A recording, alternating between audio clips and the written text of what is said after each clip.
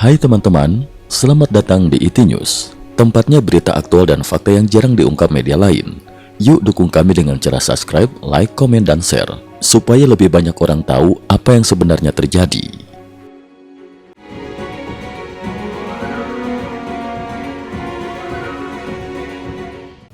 Salam pemirsa, laporan perang Rusia-Ukraina, update hingga 23 hingga 25 November 2025. Ukraina 2022 hingga 2025. 15 tahun setelah pensiun dari dinas aktif, kendaraan lapis baja ringan Inggris FV-103 Spartan yang sebelumnya dianggap sekadar besi tua, kini justru menjadi salah satu raksasa kecil paling efektif di garis depan Ukraina. Sejak mulai digunakan secara masif pada akhir 2022, Ukraina telah mengoperasikan hampir 200 unit Spartan, meningkat dari hanya 35 unit pada awal perang. Dengan tingkat kelangsungan hidup mencapai 82,5%, kendaraan keluaran 1970-an ini mencatatkan performa yang bahkan lebih baik dari sejumlah kendaraan tempur modern milik negara barat. Mengapa Spartan justru bersinar? FV-103 Spartan awalnya diragukan sejak lahir. Rangka aluminium, armor maksimal 60 mm, hanya tahan senapan mesin 14,5 mm, persenjataan standar, senapan mesin 7,62 mm, kapasitas 3 awak plus 4 prajurit. Pada perang Irak-Afghanistan, Spartan dianggap sempit, kurang proteks, dan tidak modern. Inggris resmi menggantinya pada 2009, menyebutnya tak lagi sesuai zaman. Namun perang Rusia-Ukraina justru membuat Spartan hidup kembali. Kunci keberhasilan Spartan di perang modern. Perang Ukraina didominasi drone kamikaze, artileri presisi, pengintaian elektronik, medan berlumpur dan terbuka. Tank berat seperti T-72 Rusia 46 ton dan Leopard 2 Jerman 60 ton berkali-kali menjadi sasaran empuk drone karena gerakan terbatas. Sementara Spartan berbobot 10,6 ton dan memiliki tekanan tanah sangat rendah, 0,4 kg per cm persegi, membuatnya lincah menembus lumpur, tidak mudah tersangkut, lebih sulit dideteksi drone, tidak memicu ranjau tekanan Soviet lama. Ukraina mengubah fungsi Spartan. Ukraina tidak menggunakan Spartan sebagai IFV, tetapi sebagai armored taxi untuk operasi cepat, mengangkut pasukan ke zona paling berbahaya, evakuasi medis, operasi serbu terbatas, mobilitas malam hari. Pada pertempuran Bakhmut 2023, satu Spartan bahkan membawa lebih dari 10 tentara luka, seperti bermain Tetris, ujar seorang prajurit. Modifikasi Ukraina, jaring anti-drone, kamuflase thermal, senjata diganti ke M2 Browning, AGL otomatis, penguatan rangka dan mesin, sistem komunikasi baru.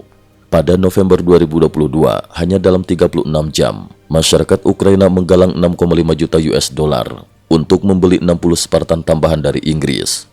Kini Spartan menjadi kendaraan rebutan, tentara bercanda. Menunggu jatah Spartan lebih lama daripada menunggu amunisi. Serangan Ukraina meluas dari Laut Hitam, Moskow, Crimea hingga Siberia. Gelombang serangan 21 hingga 25 November 2025. 1. Serangan besar ke Pelabuhan Novorossiysk, 23 November 2025. Pada malam 23 November 2025, Ukraina melancarkan serangan kombinasi udara-laut ke Pelabuhan Novorossiysk, Krai Krasnodar, markas baru armada Laut Hitam yang dipindahkan dari Crimea.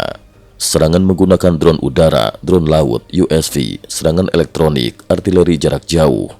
Video warga memperlihatkan ledakan bertubi-tubi di area dermaga. Sistem pertahanan Rusia menembak sepanjang malam. Beberapa kapal militer diduga terkena dampaknya. Novorossiysk kini menjadi titik terpenting Rusia di Laut Hitam, dan serangan ini memukul langsung saraf pusat logistik mereka. 2. Pertempuran Red Army Village berlanjut tanpa henti, 22 hingga 25 November 2025. Pertempuran sengit terus berlangsung di Red Army Village, selatan Avdiivka. Hingga akhir November 2025, Rusia masih gagal menembus pertahanan Ukraina. Ukraina memperkuat titik itu dengan unit drone FPV tambahan, infanteri elit, operasi pembersihan kota secara terkoordinasi, perlindungan jalur kereta api selatan yang vital.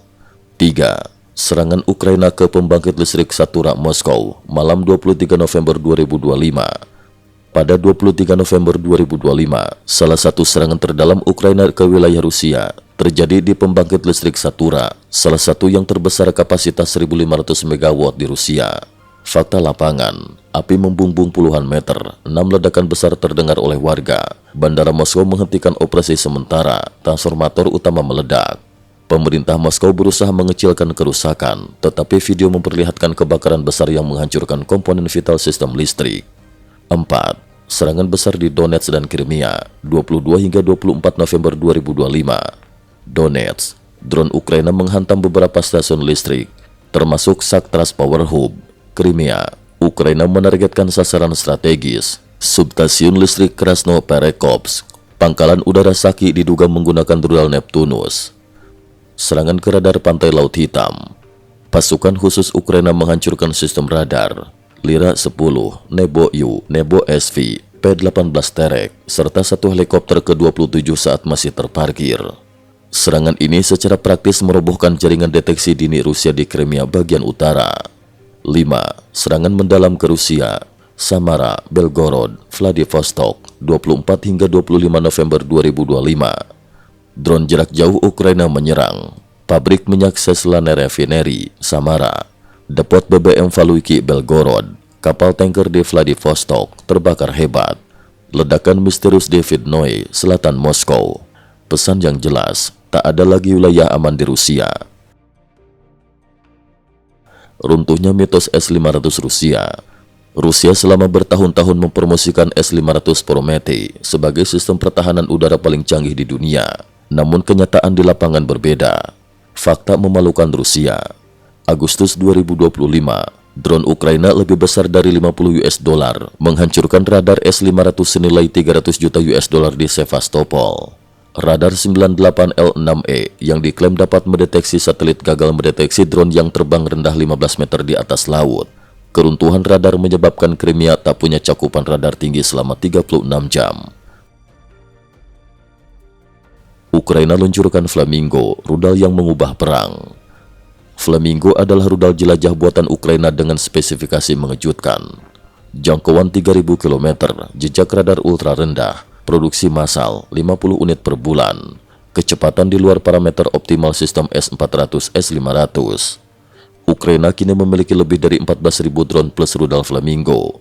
Sementara Rusia, S-400 S-500 menembakkan rudal senilai 12 juta US dollar per unit. Biaya Flamingo hanya sebagian kecil dari itu. Serangan saturasi Ukraina akan menghabiskan stok Rusia dalam hitungan menit. Moskow kini hidup dalam alarm harian. Oktober 2025, Ukraina meluncurkan 193 drone dalam satu hari. Pertahanan Moskow jebol, Bandara Domodedovo ditutup. Video memperlihatkan kilatan ledakan malam hari di langit Moskow. S-500 bahkan pernah salah sasaran dan mengenai gedung apartemen. Moskow tidak lagi aman. Strategi psikologis Ukraina. Presiden Volodymyr Zelensky menunjukkan lini produksi Flamingo kepada media Amerika pada awal November 2025 mengirim sinyal jelas. Ukraina mampu meningkatkan perang kapanpun. Rusia kini hidup dalam ketidakpastian total. Kesimpulan, siapa yang akan menang di perang modern? Perang 2025 menunjukkan bahwa kemenangan tidak ditentukan oleh teknologi paling mahal, melainkan oleh adaptasi. Dan perang ini membuktikan hal itu. Spartan, drone FPV, rudal Flamingo, semua memperlihatkan bahwa di era perang modern, yang menang bukan yang tercanggih, melainkan yang paling fleksibel dan paling cepat beradaptasi. Cukup sekian dulu, terima kasih atas perhatiannya. IT News juga memiliki channel di platform kancing.com. Mohon kunjungan dan bantu subscribe agar bisa mengikuti perkembangan dunia tanpa batas. Terima kasih. Link kancing ada di dalam description.